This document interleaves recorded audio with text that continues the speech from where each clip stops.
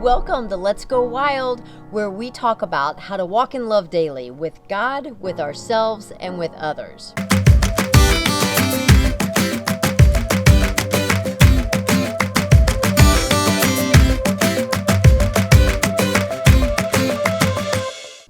Okay, last episode, I shared with you how I learned to take captive my first thought of the day. If you have not watched that video, you should click on the link, go check it out, and then come right back, okay?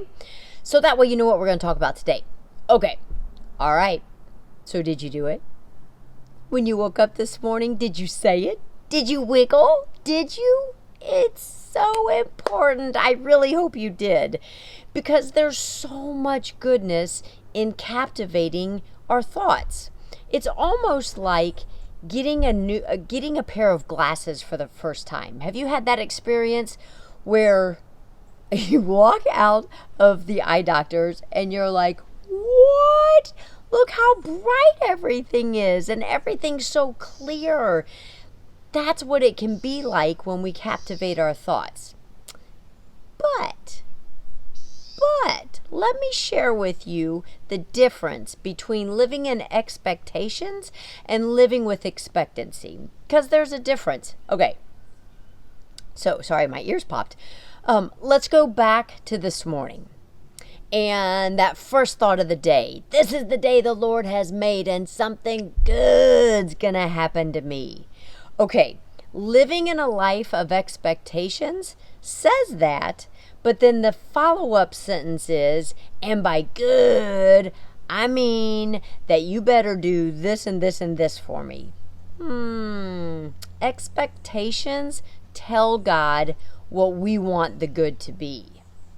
I'm just saying that if your days are filled with expectations, they're going to be filled with disappointments as well, because no one can live up to our expectations, not even God.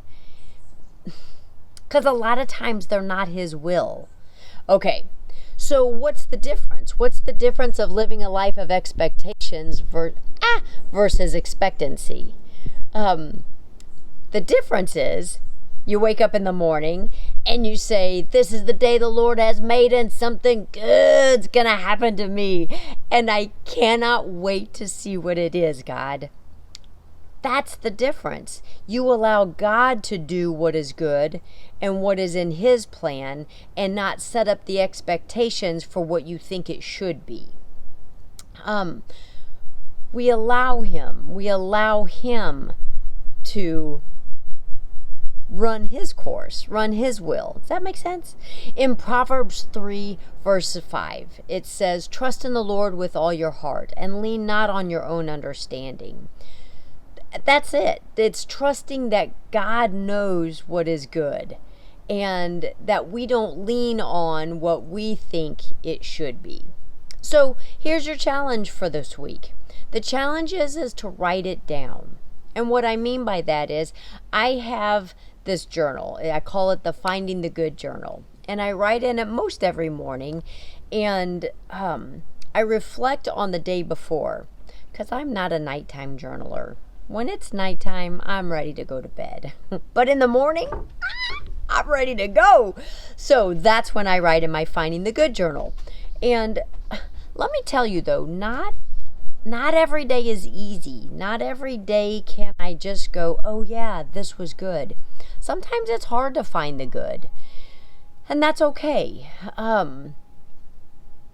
They're not always going to be shout from the mountaintop kind of days. But the more that I ask God to show me the good, the more I find good in things that I don't even pay attention to. And I think that's the importance of it, of the expectancy of it.